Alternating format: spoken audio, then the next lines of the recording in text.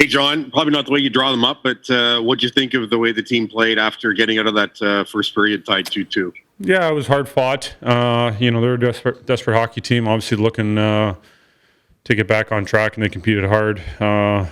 Every loose puck, 50-50 was a battle.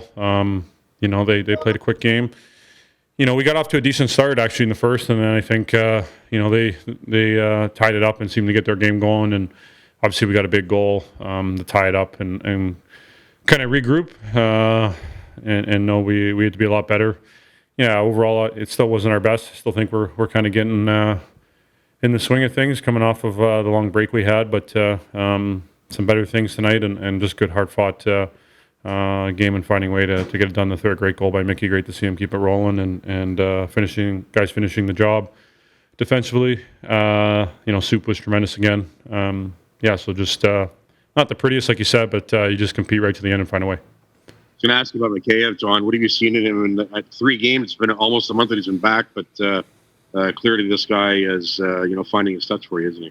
Yeah, I mean, it's great to see him get some confidence and get rewarded. I think he generates so much, not just scoring chances, but I think he just puts so much pressure on the opponent with his speed and his strength.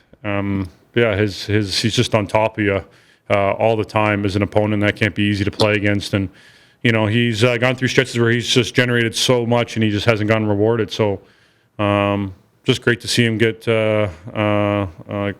capitalize, get some good looks on the power play. That's great for him, and he's taking advantage of it. And obviously coming up with a huge one tonight to get the game winner. It's great to see. I mean, we want him playing confident, feeling good, and contributing in all areas. Thanks. Next up, we'll go to Josh Clipperton with the Canadian Press. Go ahead, Josh. John, you talked about how desperate they are on the other side. I'm sure you guys talked about that, knowing how undermanned they are. But how hard is it to match that desperation, especially in an empty building like this sometimes?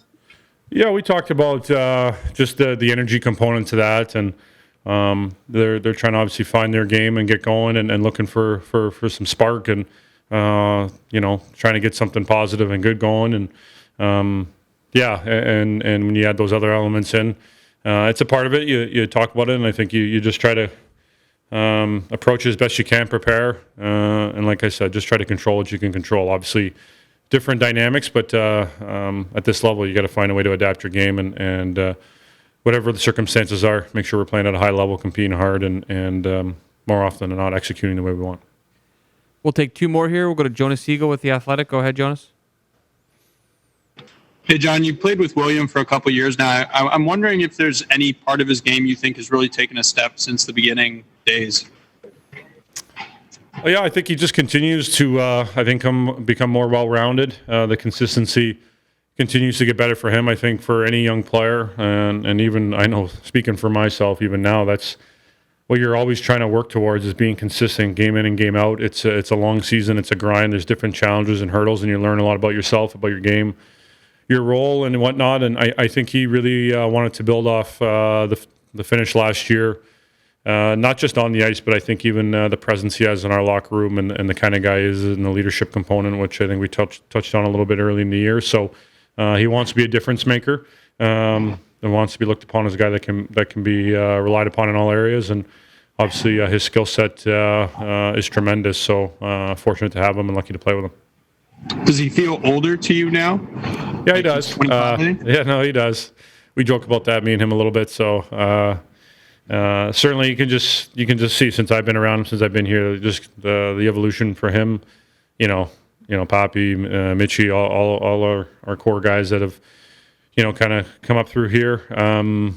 You can just see the evolution and not just their games, but I think who they are as people. And last one here, we'll go to Lance Hornby, Toronto Sun. Go ahead, Lance. John, how unusual to play against Zach Hyman, and did you have any chat with him, friendly or otherwise, tonight during the game?